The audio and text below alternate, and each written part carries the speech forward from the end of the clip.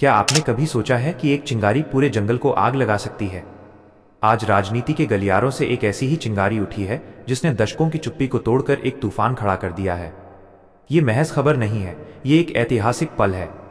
देश की राजनीति की सबसे कद्दावर और सबसे चुप रहने वाली नेता, बहुजन समाज की उम्मीद, आदरणीय बहन मायावती जी ने अचानक एक ऐसा मास्टर स्ट्रोक खेला है कि न सिर्फ दलित समाज बल्कि पूरा राजनीतिक खेमासक्ते में है। वो 5 सबसे बड़े ऐलान जो उन्होंने किए हैं वो सिर्फ वादे नहीं है, वो दशकों से हाशिए पर खड़े समाज के लिए सम्मान, अधिकार और आत्मनिर्भरता का महाघोषणा पत्र है। ये सुनकर आपके पैरों तले जमीन खिसक जाएगी कि मायावती जी ने एक झटके में 1 नहीं 2 नहीं बल्कि पूरे 5 ऐसे ब्रह्मास्त्र चलाए हैं जिनका सीधा असर जमीनी स्तर पर करोड़ों जिंदगियों पर पड़ने वाला है। क्या आप जानते हैं, इनमें से एक ऐलान ऐसा है जो आपके घर की आर्थिक आज़ादी से सीधा जुड़ा है। क्या आप जानते हैं कि एक दूसरा ऐलान शिक्षा के क्षेत्र में दलित प्रतिभाओं को वो मंच देने वाला है जिसकी कल्पना भी किसी ने नहीं की थी। ये बदलाव सिर्फ चुनाव तक सीमित नहीं रहेंगे, ये भारतीय सामाजिक ताने बाने को हमेशा के लिए बदल देंगे। वीडियो शुरू करने से पहले चैनल को सब्सक्राइब कर दीजिए और ऐलान जानने से पहले वीडियो को लाइक कर दें। बीते कई महीनों से जब हर तरफ राजनीतिक पार्टियां एक दूसरे पर आरोप प्रत्यारोप लगा रही थीं, तब मायावती जी शांत थीं। उनकी चुप्पी को कमजोरी समझा गया। लेकिन इतिहास गवाह है, जब जब ये शांत बैठी हैं तब तब इन्होंने वापसी नहीं बल्कि विस्फोटक एंट्री मारी है। और इस बार की एंट्री ने तो सारा समीकरण ही बदल दिया है। उन्होंने अपने समर्थकों से सीधा संवाद करते हुए बिना किसी लाग लपेट के 5 ऐसे बड़े ऐलान किए हैं जिनका विश्लेषण बड़े बड़े राजनीतिक पंडित करने में लगे हुए हैं। उनकी रणनीति बेहद साफ है, पहले समाज का दिल जीतना, फिर सत्ता के शिखर को छूना। पहला ऐलान, जिसके बारे में बात करके ही पूरे देश में हलचल मची हुई है, वो है आरक्षण की नई रूपरेखा। जी हाँ, जिस आरक्षण को लेकर दशकों से बहस चल रही थी, मायावती जी ने उसमें एक क्रांतिकारी बदलाव का संकेत दिया है।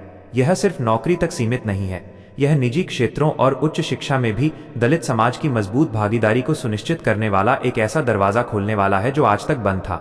यह ऐलान इतना बड़ा है कि इसे लागू करने का रास्ता आसान नहीं होगा, लेकिन जिस दृढ़ता से उन्होंने ये बात कही है उसने सबको चौंका दिया है। अब सबसे बड़ा सवाल ये है, उनका ये पहला बड़ा ऐलान जिसे सुनकर विरोधी भी पसीना पोंछ रहे हैं, वो आखिर कैसे लागू होगा और इस ऐलान की पूरी डिटेल्स क्या हैं? यह जानने के लिए आपको हमारे साथ जुड़े रहना होगा, क्योंकि अब हम आपको बताने जा रहे हैं पहले ऐलान की पूरी कहानी और फिर एक ऐसा रहस्यमय ऐलान जो दलित महिलाओं के सम्मान से जुड़ा है। अगले भाग में हम पहले ऐलान की पूरी डिटेल्स देंगे और दूसरे सबसे बड़े ऐलान की शुरुआत करेंगे जो सामाजिक सम्मान की नई इबारत लिखेगा। क्या आप तैयार हैं उस दूसरे ऐलान को सुनने के लिए जो एक झटके में दलित समाज की आधी आबादी, हमारी माताओं और बहनों को सीधे तौर पर सशक्त करने वाला है? स्वागत है आपका राजनीति के इस सबसे बड़े घटनाक्रम के दूसरे अध्याय में।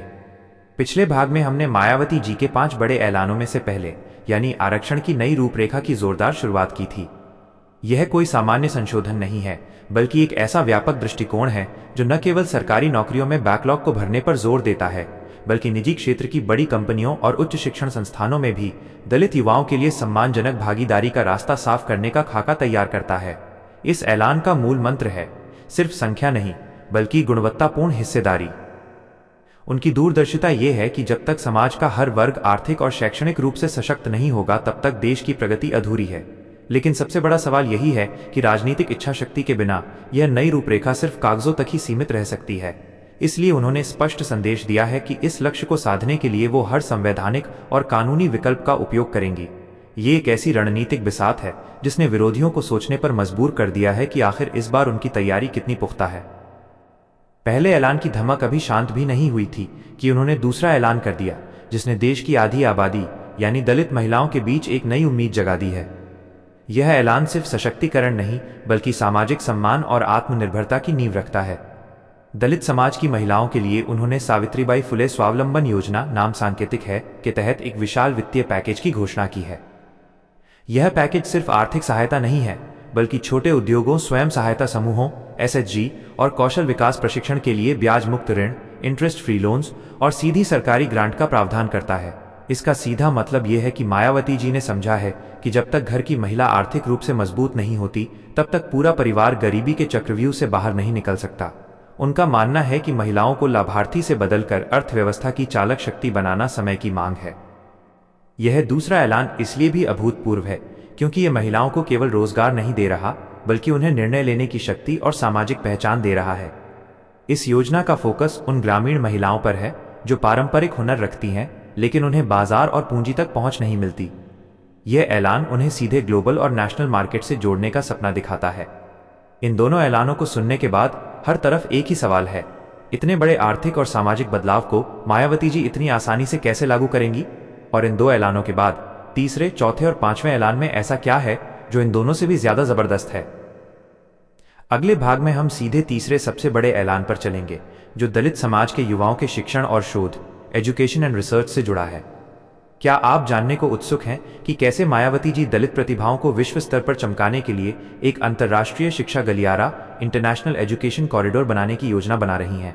स्वागत है आपका इस राजनीतिक और सामाजिक क्रांति के तीसरे चरण में। पिछले भागों में हमने मायावती जी के पहले दो जबरदस्त ऐलानों, आरक्षण की नई रूपरेखा और दलित महिला स्वावलंबन को गहराई से समझा। ये ऐलान जमीन पर आर्थिक और सामाजिक न्याय की नई इबारत लिख रहे हैं। लेकिन एक समाज तब तक पूरी तरह से सशक्त नहीं हो सकता जब तक उसकी युवा पीढ़ी ज्ञान और आधुनिक शिक्षा से लैस न हो। इसीलिए अब आता है उनका तीसरा सबसे बड़ा और सबसे दूरगामी ऐलान, जो दलित युवाओं के भविष्य को सीधा अंतर्राष्ट्रीय मंच से जोड़ने वाला है। उनका ये तीसरा ऐलान है डॉक्टर अंबेडकर ग्लोबल स्कॉलरशिप और रिसर्च कॉरिडोर की स्थापना। ये सिर्फ एक स्कॉलरशिप प्रोग्राम नहीं है, ये दलित प्रतिभाओं को विश्व स्तरीय शिक्षा और शोध के अवसर प्रदान करने का एक मेगा प्लान है।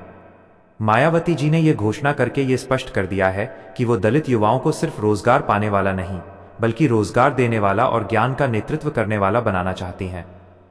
इस योजना के तहत मेधावी दलित छात्रों को दुनिया के शीर्ष 100 विश्वविद्यालयों, टॉप 100 ग्लोबल यूनिवर्सिटीज में पीएचडी, मास्टर्स और विशिष्ट तकनीकी कोर्स करने के लिए 100% वित्तीय सहायता प्रदान की जाएगी। इसमें ट्यूशन फीस, रहने का खर्च और यात्रा व्यय सब कुछ शामिल होगा। यह कदम न सिर्फ उच्च शिक्षा में सामाजिक भागीदारी बढ़ाएगा, बल्कि देश में रिसर्च और इनोवेशन के माहौल को भी नई गति देगा। यह स्कॉलरशिप योजना उन दलित छात्रों के लिए उम्मीद की एक नई किरण है जो प्रतिभा होने के बावजूद वित्तीय बाधाओं के कारण विदेशों में पढ़ने का सपना पूरा नहीं कर पाते। मायावती जी की रणनीति एकदम साफ है, समाज को वैचारिक रूप से मजबूत करना, ताकि वो अपने अधिकारों के लिए न केवल संघर्ष करे बल्कि उन्हें ज्ञान के बल पर अर्जित भी करे। इसके अलावा इस कॉरिडोर के तहत देश के भीतर भी 5 उत्कृष्ट शोध केंद्र, सेंटर्स ऑफ एक्सीलेंस स्थापित किए जाएंगे, जिनका फोकस सामाजिक विज्ञान, प्रौद्योगिकी और कृषि नवाचार पर होगा। ये केंद्र दलित और वंचित समुदाय के शोधार्थियों को विश्व स्तरीय सुविधाएं देंगे।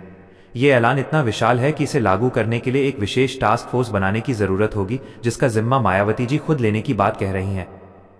शिक्षा और ज्ञान की इस शक्ति के बाद अब आता है चौथा सबसे बड़ा ऐलान, जो सीधे दलितों की जमीन और उनकी आर्थिक सुरक्षा से जुड़ा है। एक ऐसा ऐलान जो वर्षों से उपेक्षित पड़े भूमिहीन दलित परिवारों को रातों रात जमीन का मालिकाना हक देने वाला है। यह ऐलान इस पूरी घोषणा को आर्थिक क्रांति की दिशा में ले जाएगा। क्या आप जानना चाहते हैं कि कैसे मायावती जी का ये चौथा ऐलान दलित समाज के सबसे गरीब तबके को उनकी अपनी जमीन देकर उन्हें सदियों पुरानी बेड़ियों से आजादी दिलाने वाला है? इसके लिए मिलते हैं अगले भाग में। स्वागत है आपका इस ऐतिहासिक घोषणा पत्र के चौथे और सबसे भावनात्मक चरण में। पिछले भाग में हमने मायावती जी के शिक्षा और शोध से जुड़े क्रांतिकारी तीसरे ऐलान की बात की, लेकिन अब हम उस चौथे ऐलान पर आ पहुंचे हैं जिसका सीधा संबंध दलित समाज की सदियों पुरानी गरिमा और आर्थिक सुरक्षा से है। यह है भूमिहीन परिवारों को मालिकाना हक देने का महाअभियान। ये ऐलान सिर्फ जमीन का एक टुकड़ा नहीं, बल्कि लाखों परिवारों के लिए आत्मनिर्भरता की नींव है। चौथा ऐलान है जय भीम आवास और कृषि भूमि वितरण योजना। नाम सांकेतिक है। इस योजना के तहत सरकार की जमीनों, जो कि वर्षों से खाली पड़ी हैं या गलत हाथों में हैं, उनकी पहचान कर उन्हें भूमिहीन दलित परिवारों में वितरित किया जाएगा। यह कदम सिर्फ कृषि भूमि तक सीमित नहीं है, बल्कि शहरी क्षेत्रों के उन परिवारों के लिए भी छोटे आवासीय भूखंड, रेजिडेंशियल प्लॉट्स प्रदान करने पर केंद्रित है, जिनके पास आज भी अपना स्थायी घर नहीं है। मायावती जी ने इसे केवल वितरण नहीं कहा है, बल्कि सामाजिक न्याय का पुनर्स्थापन बताया है। उनका मानना है कि जब तक दलित परिवार जमीन के मालिकाना हक से वंचित रहेंगे, तब तक वे आर्थिक शोषण और सामाजिक उत्पीड़न के शिकार होते रहेंगे। जमीन ही शक्ति है। इस योजना का एक महत्वपूर्ण पहलू यह है कि आवंटित की गई जमीन का संयुक्त स्वामित्व, जॉइंट ओनरशिप, पति और पत्नी दोनों के नाम पर होगा। ये न केवल महिला सशक्तिकरण को बल देगा, बल्कि ये भी सुनिश्चित करेगा कि जमीन को किसी भी हाल में बेचा न जा सके और वो परिवार की दीर्घकालिक संपत्ति बनी रहे। ये ऐलान भारतीय राजनीति में भू वितरण, लैंड डिस्ट्रीब्यूशन के मामले में एक मील का पत्थर साबित हो सकता है। इसे लागू करने के लिए मिशन मोड में काम करने वाली एक विशेष सरकारी इकाई का गठन करने की योजना है, जो जमीन की पहचान, कानूनी प्रक्रियाओं को आसान बनाने और त्वरित वितरण का काम करेगी। ये ऐलान सीधे तौर पर करोड़ों दलित परिवारों को गरीबी रेखा से ऊपर लाने की क्षमता रखता है। अब तक हमने 4 बड़े ऐलानों को विस्तार से देखा है: आरक्षण, महिला स्वावलंबन, शिक्षा और भूमि वितरण। हर ऐलान एक दूसरे से जुड़ा हुआ है, एक पूर्ण सामाजिक आर्थिक चक्र बना रहा है। लेकिन सबसे बड़ा सवाल ये है, इन 4 बड़े बदलावों को लागू करने के लिए इतना बड़ा धन कहां से आएगा? और इसी प्रश्न का उत्तर छुपा है उनके 5वें और सबसे रहस्यमय ऐलान में, जो प्रशासनिक सुधार और भ्रष्टाचार उन्मूलन से जुड़ा है। यह अंतिम ऐलान इन चारों ऐलानों की सफलता की गारंटी है। क्या आप तैयार हैं मायावती जी के 5वें और अंतिम ऐलान को जानने के लिए, जो न सिर्फ भ्रष्टाचार पर सर्जिकल स्ट्राइक करेगा, बल्कि इन सभी योजनाओं के लिए फंडिंग का महास्रोत भी खोलेगा? यह अंतिम भाग इस पूरी कहानी का सबसे बड़ा टर्निंग पॉइंट है। स्वागत है आपका इस ऐतिहासिक वीडियो के अंतिम और सबसे निर्णायक भाग में। हमने अब तक मायावती जी के 4 क्रांतिकारी ऐलानों, आरक्षण की नई रूपरेखा, दलित महिला स्वावलंबन, ग्लोबल स्कॉलरशिप कॉरिडोर और भूमिहीन परिवारों को मालिकाना हक को समझा है। लेकिन इन 4 विशालकाय सामाजिक आर्थिक पहलों को लागू करने के लिए जिस महाधन की जरूरत है, वो कहां से आएगा? यही वो प्रश्न था जिसने देश की राजनीति में सबसे बड़ी हलचल मचा रखी थी। अब आता है उनका 5वां और सबसे महत्वपूर्ण ऐलान, कठोर प्रशासनिक और वित्तीय सुधार पैकेज। ये कोई लोकलुभावन घोषणा नहीं, बल्कि एक प्रशासनिक सर्जरी है। मायावती जी ने स्पष्ट किया है कि इन सभी योजनाओं को लागू करने के लिए आवश्यक धन भ्रष्टाचार पर लगाम लगाकर, सरकारी खर्चों में फिजूल खर्ची को रोककर और खनिज संसाधनों के बेहतर प्रबंधन से आएगा। उन्होंने एक जीरो टॉलरेंस नीति की घोषणा की है, जिसके तहत पारदर्शिता और जवाबदेही, अकाउंटेबिलिटी सुनिश्चित करने के लिए डिजिटल प्लेटफॉर्म का इस्तेमाल होगा।